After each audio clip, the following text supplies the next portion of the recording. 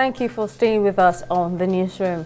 Governor of Rivers State, Nyesom Wike, has accused the presidential candidate of the People's Democratic Party (PDP), Atiku Abubakar, of not consulting him before picking members of his campaign council from the state. The governor, who spoke at the inauguration of the Rivers State PDP campaign council in Port Harcourt, the state capital, claimed Atiku selected enemies of Rivers State into his campaign council for the 2023 general elections. Wike, who added that the PDP members in Rivers State do not know the state nominees in Atiku's campaign list, maintained that he and the party in the state will only campaign for the governorship candidate, the senatorial candidate, and others who carried them along. The federal government, through its agency, the Nigerians in Diaspora Commission (NIDCOM), has pledged to support Dunchi La, a Nigerian lady who was jailed for 1 year in the United Arab Emirates. Reports suggest that La was jailed for exposing the maltreatment of Nigerians at Dubai airports after she shared photos and videos on Twitter on August 31st. According to NIDCOM, La was sentenced on the 12th of October and has 15 days to appeal the judgment, and also has been assured of moral and consular support by the Nigerian mission in Dubai. Leaders of the Coalition of United Political Parties (CUPP) says they'll soon hold a meeting over an alleged plot by some politicians to cover their intelligence discovery of voters' register. The CUPP, in a statement by its co-spokesperson Mike Adebayo, alleged that the plan is to abduct the opposition leaders, then use trump-up charges on them before an arranged magistrate court in Owerri, Imo State, to help cover the compromise of voter registration where fake names were uploaded. The CUPP vowed that any attempt to abduct any of its leaders will highly be rejected and will not be intimidated into silence.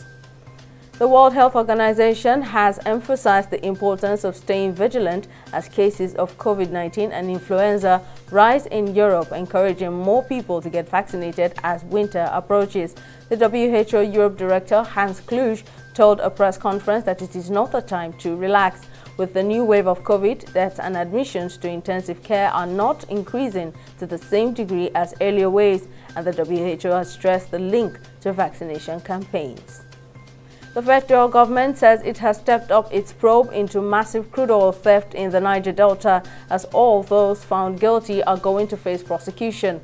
According to the Nigerian National Petroleum Company Limited, it is also working with security agencies and private firms contracted to carry out pipeline surveillance in the oil-rich region. In August, the federal government awarded a pipeline surveillance contract worth 48 billion naira per annum to a firm run by government, Ekpemu Polo, popularly called Tom Polo, to curb the massive oil theft in the Niger Delta. British politician Rishi Sunak has been elected Conservative leader and will become the next Prime Minister after rival Penny Mordaunt failed to secure the necessary 100 nominations from her fellow MPs.